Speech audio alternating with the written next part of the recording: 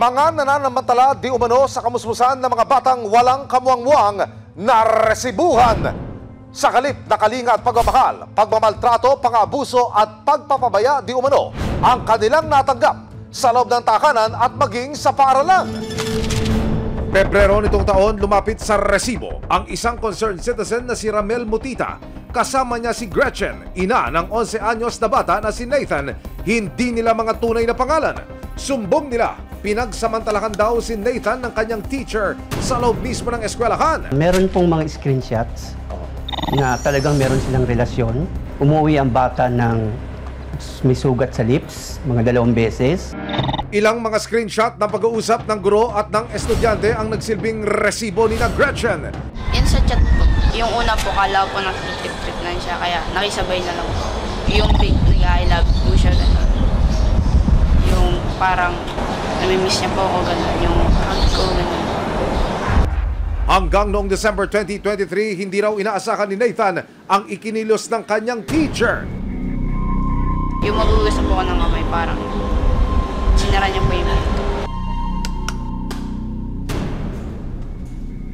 Tinutulak ko po sa inyo kaso mataba po at tsaka malaki.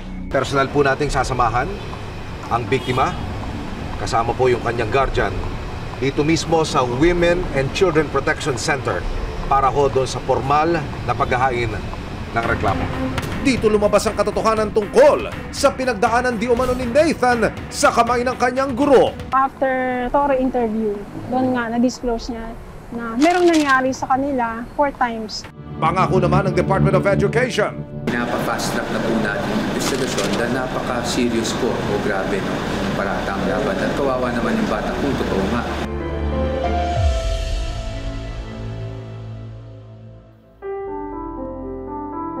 Makalipas ang 5 buwan, mas magaan na ang kalagayan ni Nathan at ang kanyang ina. Atin siya kamustahin. Ang aking balita ay, nako, talaga namang nakarecover na ang bata. Kevin, sumangin po. Sa resibo. Kamusta ko kayo? Ako, tagal na panahon, anak. Simula nang inalis daw si Teacher Dindo sa paaralan, mas malaya na raw siyang nakakapag-aral sa eskwelahan nang walang pangamba. Ang balita ko, anak, meron kang mga parangal, mga award. Tungkol saan ba ito? Pwede ba makita ng iyong Tito Emil? Taekwondo. Patingin niya, anak. Talaga naman. Oh. Kwento ni Nathan, samot-saring recognitions ang kanyang natanggap sa pagtatapos ng nakaraang school year. Yung naranasan mong hindi kaaya-aya sa kamay ng dati mong guro, ano ang naging papel nun dito sa paglalaro mo ng taekwondo ngayon? Doon ko lang po binubuhos yung galit ko. Tapos doon ko na po, tapos plus pa po yung inspirasyon ko sa pamilya ko. Kasi gusto ko po maging proud sila sa akin. Nalaman niyang wala na yung teacher, para naging kampante na siya sa sarili niya. Doon na siya nagkaroon ng liwanag sa mukha niya, doon na nakita yung tuwa niya.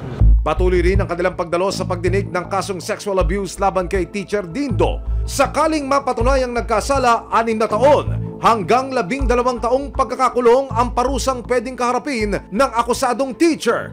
May trust ako na may nangyayari at mangyayari na katarungan sa anak ko.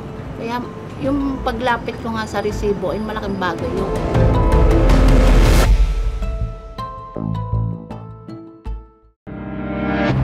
Sa Rizal, isang 2 taong gulang na bata ang nabidyuhan ng kapitbahay na may black eye at puno ng mga pasa ang muka at katawan. Ang mga resibong ito, natamo raw niya sa loob mismo ng kanyang tahanan at sa kamay pa ng kanyang ina at amain. Ayon sa kwento ng kapitbahay na si Joy, umiiyak ang batang itatago namin sa pangalang Sam. Nang sumilip si Sam sa bintana, nakita niyang bugbog sarado na raw ang mukha ng bata. Ang daming pasa, tapos ang daming bukol. Nagdesisyon si Joy na magreklamo sa barangay. Bukod kasi sa pambubugbog, madalas ding iniiwang mag-isa sa bahay si Sam ng kanyang inang si Neriza at ng tatay-tatayan niyang si Rico, hindi nila tunay na mga pangalan. Dito na umaksyon ang Barangay Council for the Protection of Children o BCPC ng Barangay San Jose. Ano ba naman Hindi yan? po ang nauntog lang yun dyan, ma'am. Ano ba yan? Pwede ba kayong sumama sa amin, ma'am?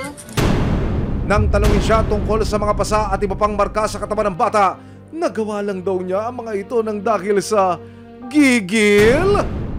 Daming bukol. Ito tingnan mo may kagat Ano po, sinabi sa niya? Sarili niya ba to? Ha? Oo, ate, maling-mali yun. Kinagat mo sa gigil? Diba? O, di ikaw na rin gumawa niya. Oo.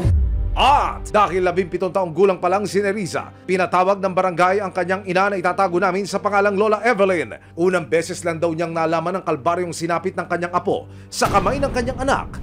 Dito lang po, dito tapos ito po brown ni black ay talaga as in to, alos pikit na po yan, di naman po makakita. Ito, inamin naman po ng anak kong babae na pinaso ng kato.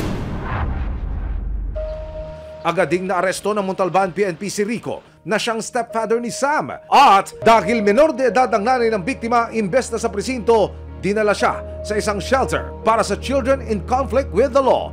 Naharap sina Rico at Nerissa sa kasong paglabag sa Republic Act 7610 o child abuse. Kung mapatunayang may sala, maaari silang makulong ng 6 na taon hanggang 12 taon. Binigyan si Lola Evelyn ng Certificate of Custody and Care mula sa Montalban Municipal Social Welfare and Development Office.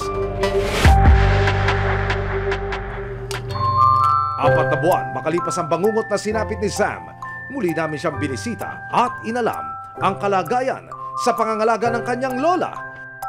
Ngayon po, okay naman po, masigla, maligalig po masyado, tapos saya siyang sobra. Ang laki na po talaga ng pinagbago niya kasi ano na po siya, andun yung nakikita ko sa kanyang dating lungkot na palitan ng kasayahan. Mami, Daddy. Sa kanilang mga murang edad, pagmamahal at aruga ang dapat na nakukuha ng mga bata tulad nila Nathan at Sam. At dahil tila kabaliktaran nito, ang kanilang natanggap sa loob mismo ng sarili nilang tahanan at paaralan, iiral ang batas para panagutin ang sino mang umabuso sa kanilang kamusmusan.